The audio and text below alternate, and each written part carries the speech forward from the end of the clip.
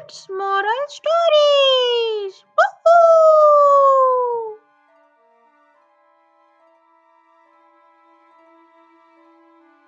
एक समय की बात है, एक गांव में एक धोबी रहता था।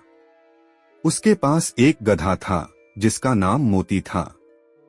मोती हर दिन धोबी के कपड़ों को नदी से लाने और ले जाने का काम करता था।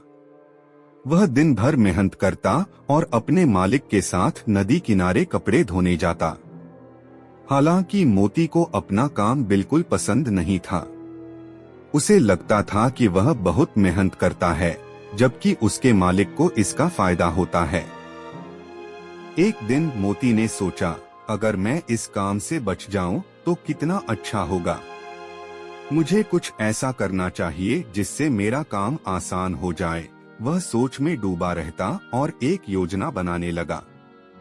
गांव के पास एक हरा भरा जंगल था, जहां हरियाली और ताजगी भरी हवा मिलती थी। मोती ने सोचा कि अगर वह रोज सुबह जंगल में जाकर ताजी घास खा ले तो उसे सारा दिन ताकत मिल जाएगी और उसका काम करने का मन नहीं करेगा।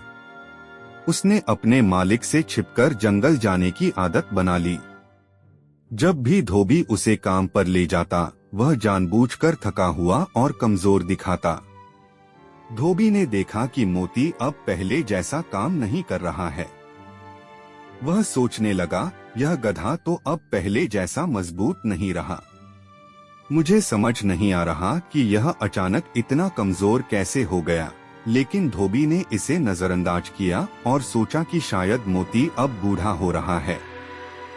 एक दिन मोती ने जंगल में घास खाने के साथ साथ वहां के हरे भरे पौधों को भी खाना शुरू कर दिया। उसे लगा कि वह बहुत चालाक है और किसी को उसकी इस हरकत का पता नहीं चलेगा। लेकिन मोती को यह नहीं पता था कि जंगल में जो पौधे वह खा रहा था वे जहरीले थे। जैसे ही उसने उन पौधों को खाया, उसे धीरे धीरे कमजोरी महसूस होने लगी। अगले दिन जब धोबी ने मोती को नदी पर कपड़े धोने के लिए ले जाना चाहा, तो मोती बिल्कुल चलने के काबिल नहीं था। वह थकान और कमजोरी से लाचार हो गया था। धोबी ने उसे पशु चिकित्सक के पास ले जाने का फैसला किया।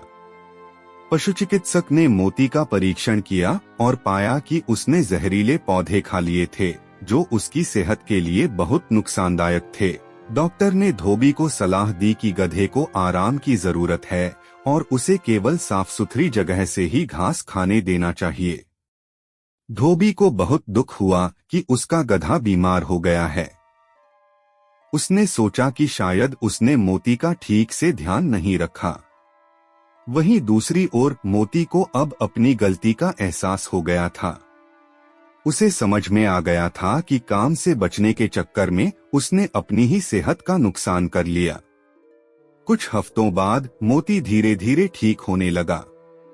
उसने ठान लिया कि अब वह कोई चालाकी नहीं करेगा और अपने मालिक के साथ ईमानदारी से काम करेगा।